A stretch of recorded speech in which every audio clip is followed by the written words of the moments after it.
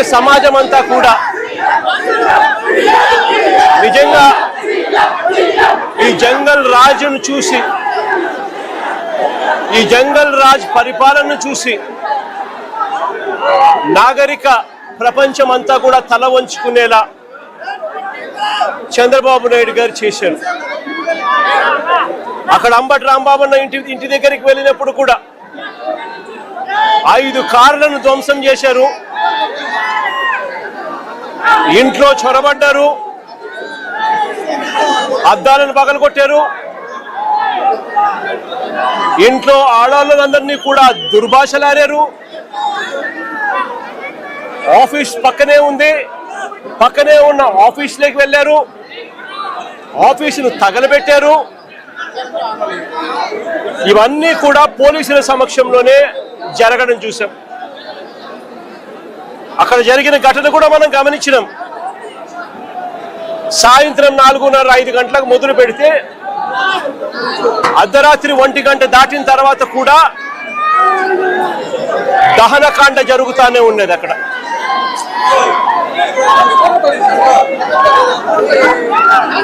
అక్కడ జరిగిన జంగల్ రాజ్ కార్యక్రమంలో భాగంగానే మళ్ళీ ఇక్కడ అంబటి రాంబాబు అన్న విషయంలో, ఇక్కడ మళ్ళీ జోగి రమేష్ విషయంలో కూడా అదే పరంపర. మళ్ళీ మరుసటి రోజు కేవలం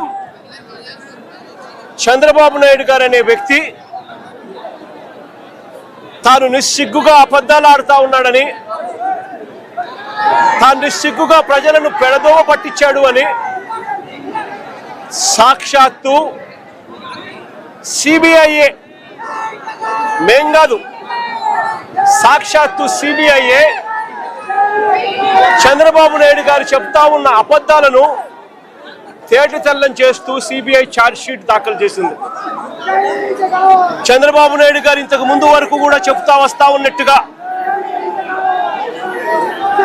జంతువుల కొవ్వు కానీ, గొడ్డు మాంసం కొవ్వు కానీ, పంది కొవ్వు కానీ, చేప నూనె కానీ కలిసింది నూనెలో.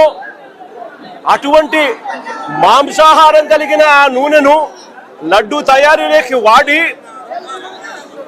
వెంకటేశ్వర స్వామి భక్తుల మనోభావాలను దెబ్బతీసే విధంగా చంద్రబాబు నాయుడు గారు అన్యాయమైన దుష్ప్రచారం చేశాడు.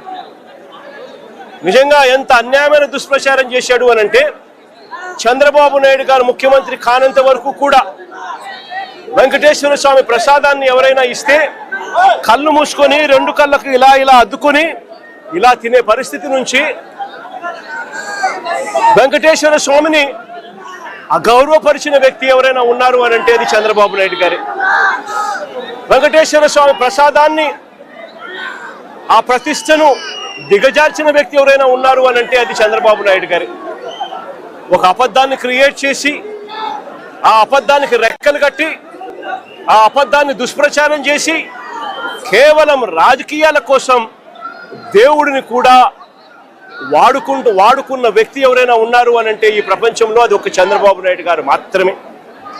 నిజంగా సిబిఐ ఇలాంటి చంద్రబాబు నాయుడు చేస్తా ఉన్న ఈ అవాస్తవాలన్నీ, చంద్రబాబు నాయుడు గారు చెప్తా ఉన్న ఈ అబద్ధాలన్నీ కూడా అబద్ధం అని చెప్పి తేల్చింది. సిబిఐ ఫైల్ చేసిన ఛార్జ్ షీట్లో ఏకంగా NDDB, national dairy development board, research institute సంబంధించిన lab report, NDRI, national development research ఇన్స్టిట్యూట్కి సంబంధించిన ల్యాబ్ రిపోర్టు, ఈ 2 కూడా కేంద్ర ప్రభుత్వ సంస్థలు, రీసెర్చ్ ఇన్స్టిట్యూట్స్. వీళ్ళు